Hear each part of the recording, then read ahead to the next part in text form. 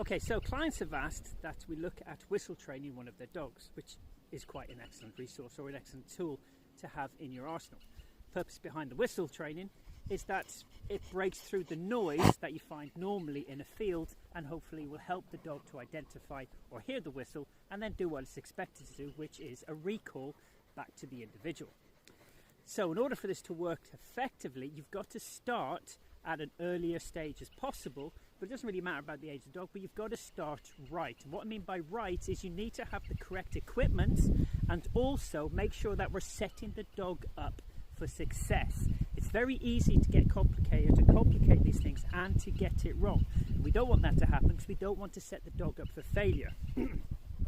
So, my guinea pig for this today is the beautiful Finn.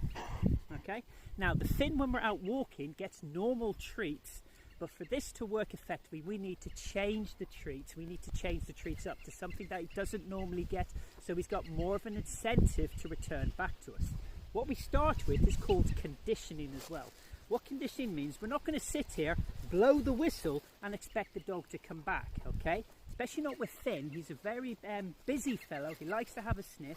And if I was to let him off lead, I can guarantee he would disappear over that hedge line and I probably wouldn't see him for a good couple of hours, or worse, not see him for a long time. So he would pick up a scent and he would be gone. Hence for him, this is a perfect tool to have in the arsenal to help us with Finn's recall. Now, whistle, treats that he doesn't normally get, that he does like, he's very excited about.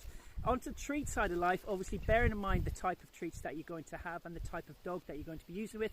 The treats need to be at such a level, you're not going to use high fat type of stuff, low fat cheese, that kind of stuff, obviously, because obviously we don't want to put loads of stuff into the dog and then have it have a negative effect on us later on. So, conditioning training. This is stage one, okay, of a very simple process. We'll be going on to the other stages later on, obviously not today, but in future videos, so we see how it goes. This is classed as condition training. All we want to do is get the dog conditioned so that when he hears this, he gets what's in here. And it is as simple as this.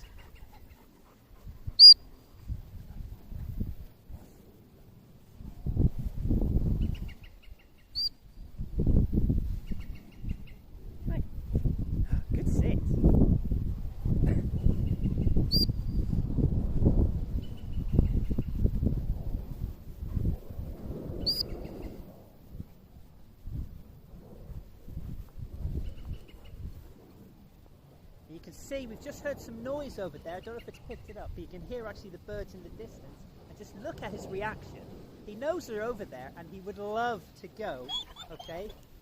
Sorry buddy, are we boring you? He would love to go and chase them. Last one. Good boy. Now with Finn, for the purpose of this to work effectively as well, I have planned accordingly. We have a long line that's roughly about 5 meters long.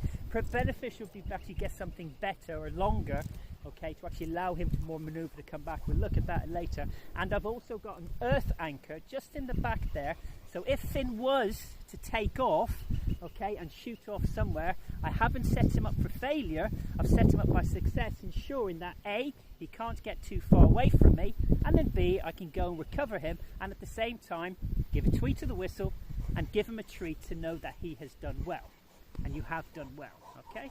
That is it. That is stage one, and this we will continue on with Finn, and we'll also be continuing this, starting this with Jake, okay, so everybody can see actually how it goes and how it is that we progress with whistle training for the whistle recall with our dogs. Isn't that right?